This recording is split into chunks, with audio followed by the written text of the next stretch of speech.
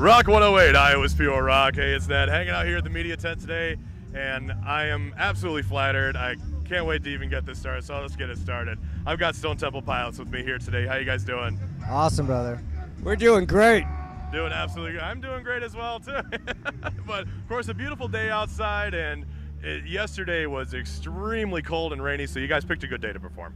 Yeah, it's beautiful here today, man. Can't wait to get out there and do it.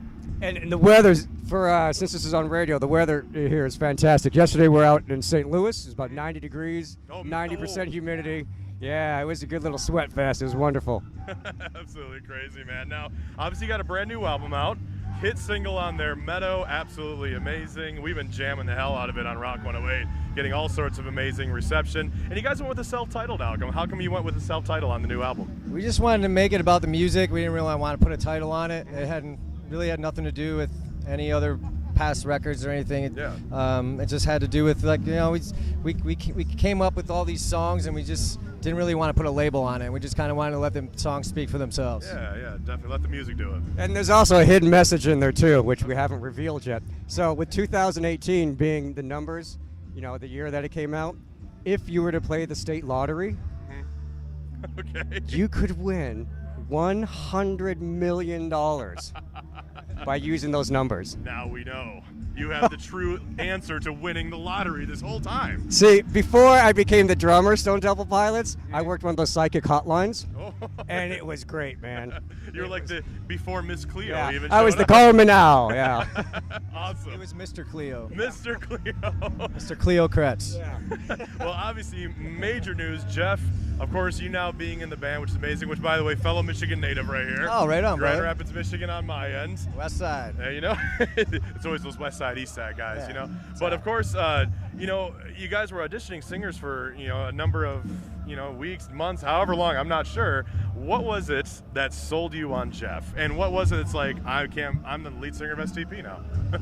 We were looking for a very long time, and when Jeff came in and sang, and not only did he sing the catalog songs really well, but as soon as we started throwing new songs at him, he was the only guy that could just write on the spot and come up with great melodies that are the stuff that you hear on the record now. Right.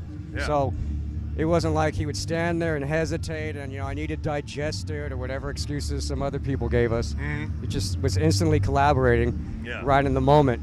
And there's a lot of boxes to check off, and of course going forward and writing new material is the biggest box on there. Yeah. It's just there's no way we could think about doing it without going forward. So Right. So Jeff was like the full package.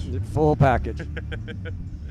How about on your end, man? Like, when you got the call, I mean, how did that kind of go out and pan out for you? Well, you know, I had heard about their search, but I was overseas doing something else. So when I came back and I heard they still hadn't found the guy, I was like, I just felt like a sense of duty to come in and help these guys continue their journey, and that's pretty much how I felt about it. And I felt if I could get in the room, that the rest would take care of itself, and that's pretty much how it happened. It worked out, man. Well, one of the big things I saw when you guys started up this tour just a month or two ago, Johnny Depp joined you on stage.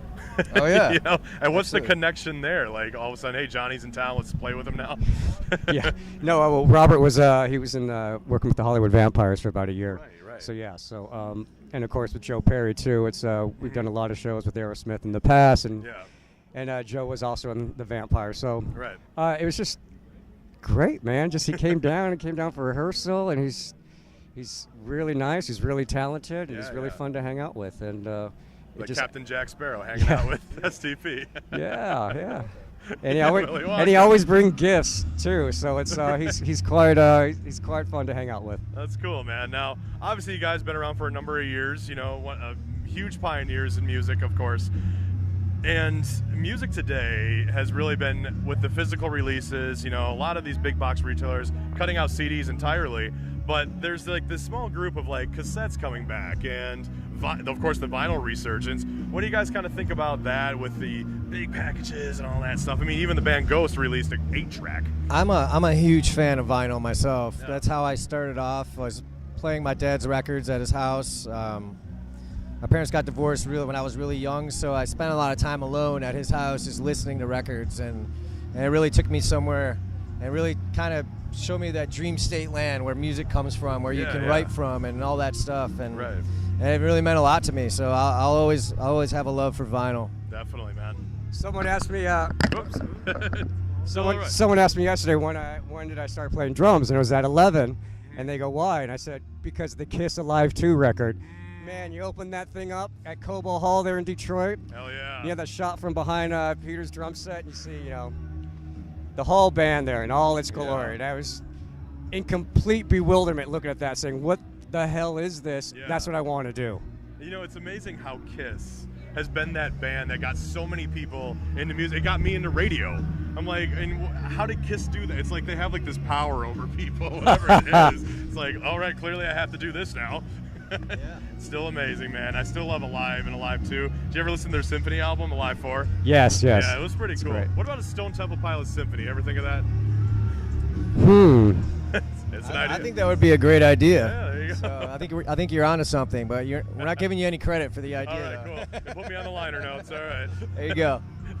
Now, just to wrap it up, of course, I've been asking this question to all the bands all this week. What is your each individual favorite movie of all time? My favorite movie of all time is Basquiat. It's the story of Jean-Michel Basquiat, the artist, starring Jeffrey Wright. And, Gary Oldman's in it. And yeah. And directed by Julian Schnabel, a fantastic artist in his own right. Super talented film director, artist. The soundtrack for that movie is beautiful, too. Right, yeah, man. That's the first unique one I've heard all this week. I've heard, like, The Incredibles was one of them, How about you, man? It used to be the original Blade Runner. But I've been such a Kubrick fan for about the last 8 years. Yeah. And just delving into what the hell he was trying to tell us. Mm-hmm. And 2001: Space Odyssey is kind of long and hard to watch, but the fact of what he's telling us is going on in the mid part of our solar system, Mm-hmm. I bet you we're going to find shit out there because just to go on about Kubrick, he had special connections in the CIA and other parts of the government. And actually, you remember the great wide-angle camera lenses that he used, especially for The Shining? Of course. Do you know where he got that camera lens? No, I don't. That's a Carl Zeiss lens that he got from one of the SR-71 spy planes in the 1960s. Ooh. Wide-angle lens, which is why that thing is so gorgeous. Yeah. So when you find out that he's getting spy lenses from our secret government operations, it's like there's conspiracy going on here, man. He's in the know, and there's stuff with it. Actually, I've been watching a lot of Eyes Wide Shut lately too, and that one is just freaking me out because there's so many messages of duality and trinities going on in there. I'm like, whoa, what is he telling us? Yeah, man, so many underlined to whatever these movies are being written about. Awesome, man. Well, it's an absolute pleasure, guys. So much Thank fun. you, brother. Thanks for having us, man. And of course, we'll be seeing you again here about 3 days in Cedar Rapids, Club 5 at the USL Center. So we'll see you soon. Right on. News to me, man. Let's do it. Absolutely. Well, wherever the bus takes us. Yeah, indeed. And maybe I'll just stop on by. Like, hey, we still going to put me on those liner notes for that STP symphony, man. We're doing it. We're doing it. Awesome. Thank you guys so much. It's Rock 108, Iowa's Pure Rock.